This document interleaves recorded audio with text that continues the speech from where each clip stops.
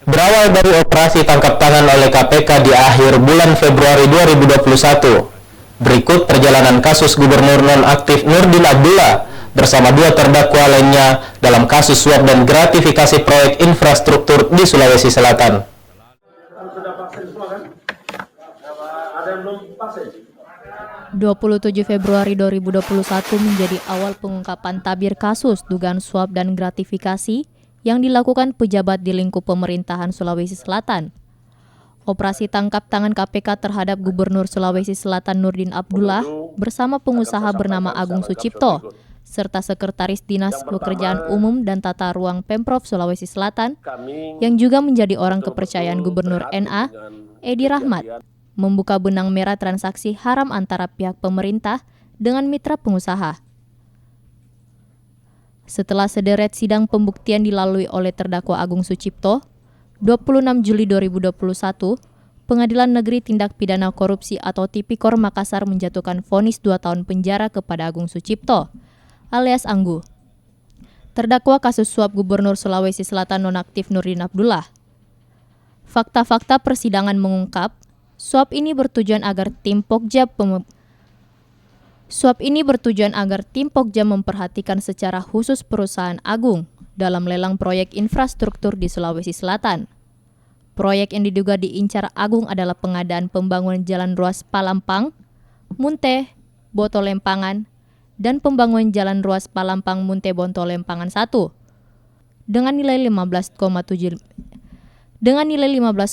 miliar rupiah. Hakim menganggap Agung terbukti telah menyuap Nurdin untuk mendapatkan proyek infrastruktur di Sulawesi Selatan. Agung dianggap terbukti melanggar Pasal 5 Ayat 1 Undang-Undang Pemberantasan Tipikor, Pasal 64 Ayat 1 Kitab Undang-Undang Hukum Pidana. 15 November 2021, Jaksa Penuntut Umum KPK menjatuhkan tuntutan kepada Gubernur Sulawesi Selatan nonaktif Nurdin Abdullah dan denda 500 juta. Tuntutan ini dibacakan Jaksa Komisi Pemberantasan Korupsi KPK, Zainal Abidin dalam persidangan tindak pidana korupsi di Pengadilan Negeri Makassar. Jaksa menyampaikan, terdakwa Nurdin Abdullah terbukti melanggar Pasal 12 huruf A Undang-Undang Nomor 31 Tahun 1999 tentang pemberantasan tindak pidana korupsi yang diubah dengan Undang-Undang Nomor 20 Tahun 2001. Jaksa menyampaikan, terdakwa Nurdin Abdullah terbukti melanggar Pasal 12 huruf A Undang-Undang Nomor 31 Tahun 1999 tentang pemberantasan tindak pidana korupsi yang diubah dengan Undang-Undang Nomor 20 Tahun 2001. Junto Pasal 55 Ayat 1 KUHP, Junto Pasal 64 Ayat 1 KUHP. Sementara Jaksa Penuntut Umum KPK juga menuntut terdakwa kasus dugaan suap dan gratifikasi proyek infrastruktur di Pemprov Sulsel Edi Rahmat dengan hukuman penjara 4 tahun. Hukuman ini lebih rendah dibanding terdakwa Nurdin Abdullah. 23 November 2021, dalam sidang pembelaan Nurdin Abdullah, terdakwa berharap dibebaskan dalam perkara suap dan gratifikasi pembangunan infrastruktur di Sulsel yang menjeratnya. Penasihat hukum Nurdin Abdullah Arman Hanis menyebut, dakwaan JPU KPK tak memenuhi unsur pidana secara hukum atau analisa yuridis.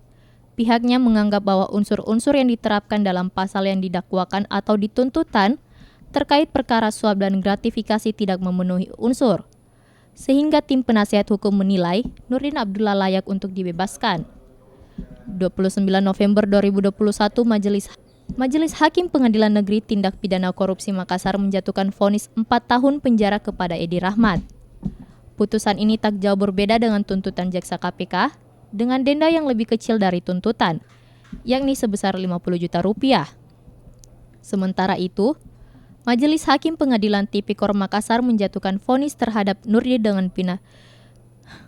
Sementara itu, Majelis Hakim Pengadilan Tipikor Makassar menjatuhkan vonis terhadap Nurdin dengan pidana 5 tahun penjara, ditambah denda 500 juta, subsidi 4 bulan kurungan.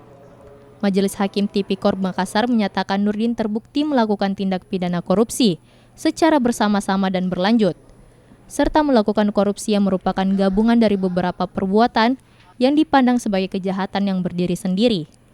Tim Liputan, Celebes TV.